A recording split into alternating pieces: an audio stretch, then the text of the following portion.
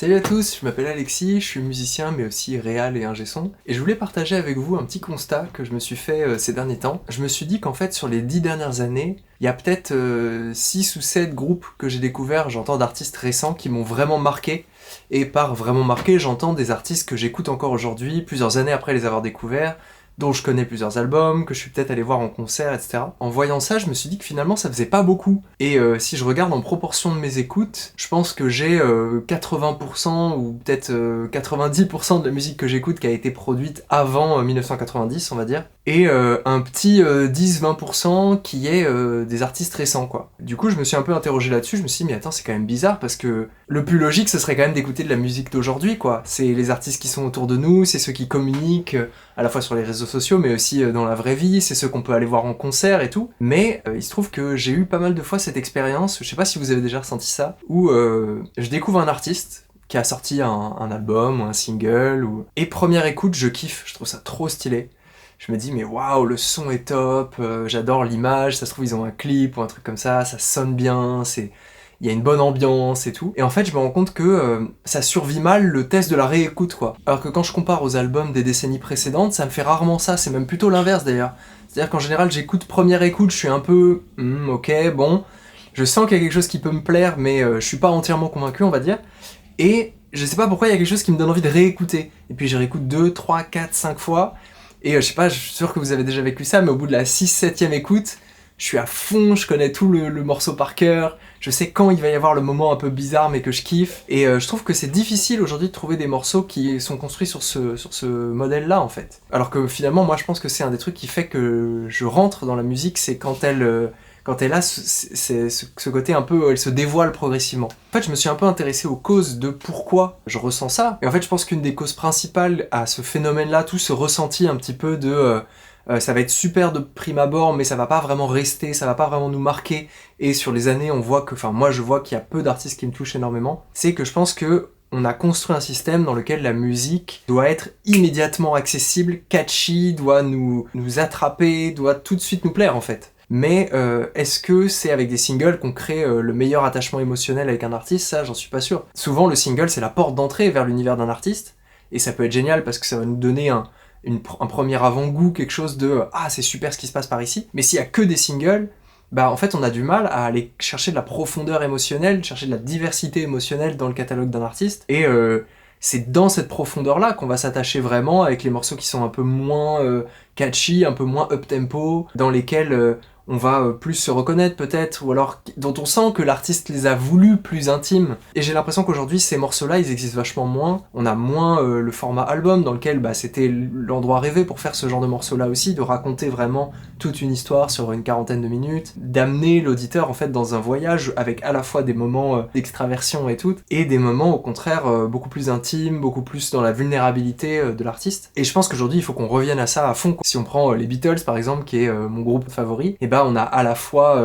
Hard Day's Night et on a The Long and Winding Road et Here, There and Everywhere. Donc à la fois des morceaux hyper catchy que tout le monde connaît et qui se dansent, qui se chantent et qui sont vraiment des singles. Mais on a aussi des morceaux qui sont beaucoup plus intimes, beaucoup plus doux, beaucoup plus mélancoliques. On a des morceaux hyper bizarres comme par exemple Dig It ou des morceaux qui durent 1 minute, genre Polythene Palm. Moi j'adore les Beatles aussi parce qu'il y a cette diversité de catalogue. Et s'il y avait que Hard Day's Night dans la discographie des Beatles, je pense que j'aimerais le groupe 1000 fois moins finalement. J'écoute pas tous les jours Piggies, même si j'adore ce morceau, mais le fait que ce morceau-là existe dans la discographie des Beatles, c'est pour moi hyper important en fait.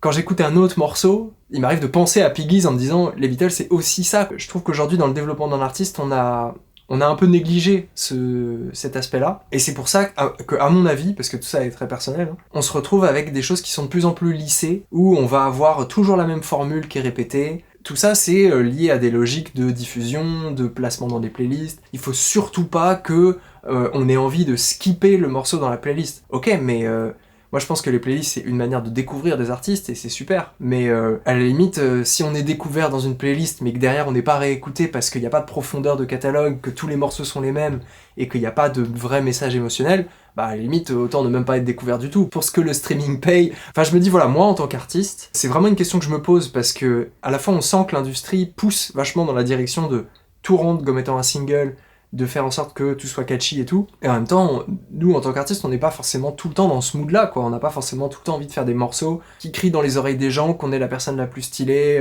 la plus incroyable. Au contraire, parfois, on a envie d'être dans sa vulnérabilité. Je pense qu'il y a beaucoup de gens, d'ailleurs, qui font de l'art pour ça. Mais il faut qu'il y ait la place pour exprimer ça. Je pense que c'est un des gros problèmes que j'ai avec la musique d'aujourd'hui, c'est qu'on n'a plus la place pour les morceaux un peu bizarres, un peu avec des formats étranges, qui obéissent pas aux normes.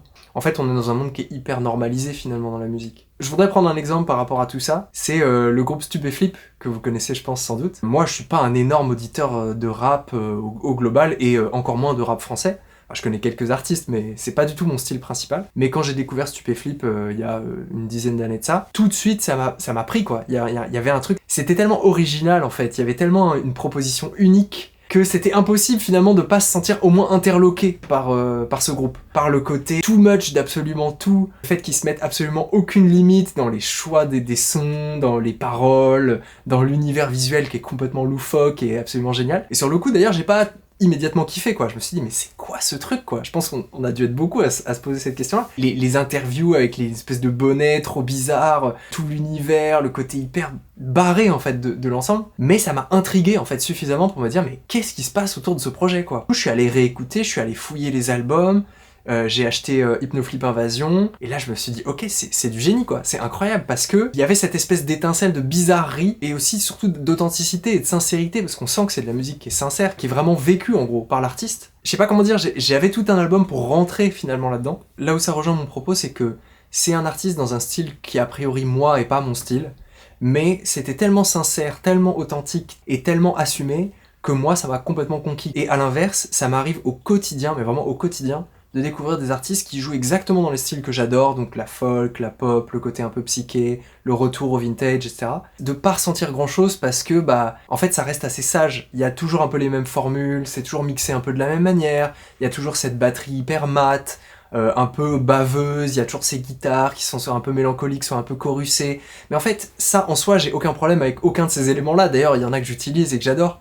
Mais le fait d'avoir le package complet de tous ces éléments-là, tous en même temps, tous un peu produits de la même manière, tous packagés un peu de la même manière, ça fait que sur le coup ouais peut-être je vais aimer parce qu'il va y avoir une voix qui est un peu différente, peut-être une mélodie de voix ou de guitare qui va être sympa, ça va pas me toucher profondément en fait. Et donc ça finit un peu dans cette espèce de, pour moi, de grande boîte, des choses qui m'ont plu à un moment, mais qui ont pas su susciter en moi cette étincelle de mais qu'est-ce qui se passe avec ce projet-là, quoi. Et à l'inverse, plus récemment, il y a eu un groupe qui s'appelle Dina Ögon, qui est un groupe de Suédois, qui fait un mix hyper bizarre entre des beats de hip-hop, une voix un peu éthérée, limite avec des accents un peu turcs, et de la guitare jazz, très inspirée par la soul des années 70, on sent des influences de Fleetwood Mac aussi, enfin, tout ça mis ensemble, là, quand je vous le raconte, on se dit, mais c'est hyper étrange, qu'est-ce que c'est?